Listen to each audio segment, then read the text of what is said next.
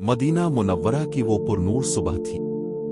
फिजा में खुनकी और रोशनी की एक अजब मिठास थी। सूरज की किरणें मस्जिद नबवी के सतूनों से छनकर जमीन पर बखर रही थी।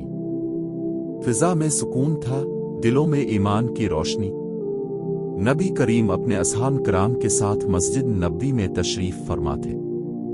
कुछ लोग दीन के मसाइल पूछ रहे थे, कुछ कुरान सुन रहे थे और कुछ नबी के चेहरे अनवर को देखकर ईमान ताज़ा कर रहे थे।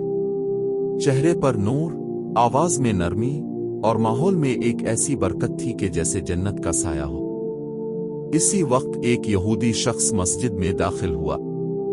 उसका नाम बाज अहले सीरत ने ज़ैद बन साना जिक्र किया है। ये मदीना का एक मशहूर आलम और मालदार ताजिर था। ये तौरात का हाफिज भी था और अहले किताब में नबी आखिरुज़्ज़मा की सिफात का जानने वाला।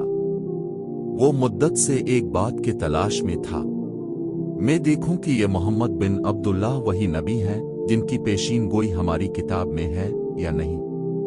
ज़ैद बिन साने खुद बयान करता है, मैंने तौरात में पढ़ा था कि आखिरी नबी में हर खूबी होगी। वो सख्ती करने वाले को मुआफ करेगा, जहालत करने वाले से नरमी करेगा और जुल्म के जवाब में अदलो एहसान से पेश आएगा। मैंने इनमें सब कुछ देख लिया, मगर दो चीजें बाकी थीं जिन्हें मैं आजमाना चाहता था कि उन पर जितना गुस्सा किया जाए वो इस पर भी नरमी और हिल्म से काम लेते हैं या नहीं। चुनांचे इसने इरादा किया कि मैं खुद आजमा कर देखूंगा। कुछ दिनों बाद एक मौका आया। नबी किसी जरूरत के लिए रकम चाहते थे और उस वक्त अब के पास कुछ न था। ज़ैद बिन साने आगे बढ़ा और अर्ज किया, मोहम्मद, मैं आपको इतनी रकम कर्ज देता हूं, अब फुला तारीख तक वापस कर देना।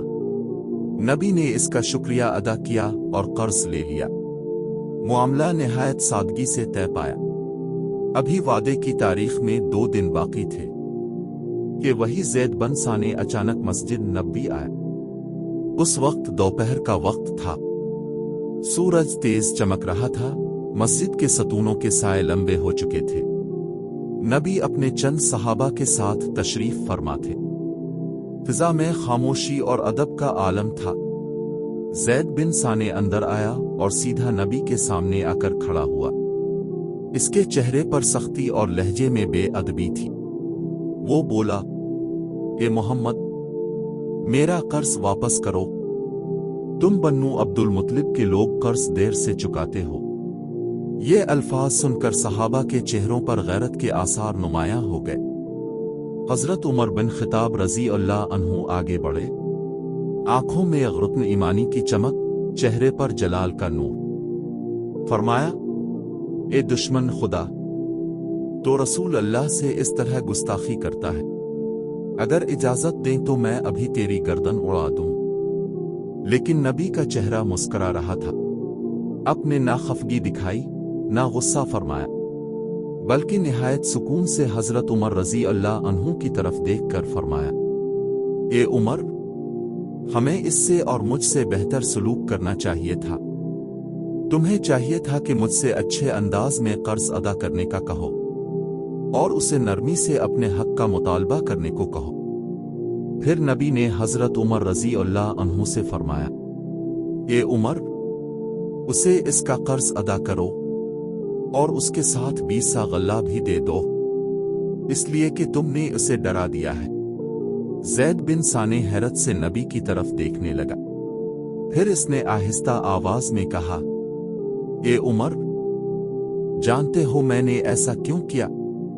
मैंने मोहम्मद में नबूवत की तमाम निशानियां देख ली थी, सिवाय दो के उनका हिल्म उनके गुस्से पर गालिब रहता है और उनके साथ जितना भी जाहिलाना सलूक किया जाए वो इसी कदर हिल्म और नरमी से जवाब देते हैं। मैंने आज दोनों बातों को अपनी आंखों से देख लिया।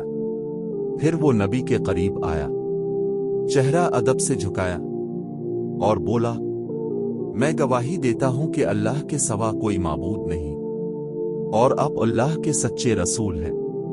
नबी के चेहरे पर मुस्कुराहट फैल गई।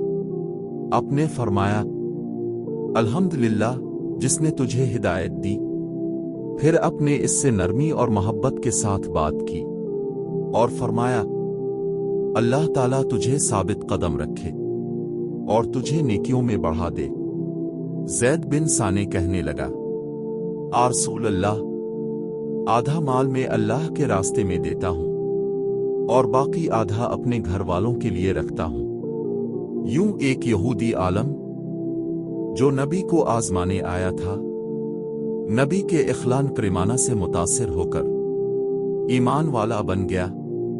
مسجد نبوی میں ایک بار پھر ایمان کی روشنی پھیل گئی اور صحابہ کرام کی آنکھوں میں آنسو تھے۔ یہ آنسو محبت، عقیدت اور شکر کے تھے۔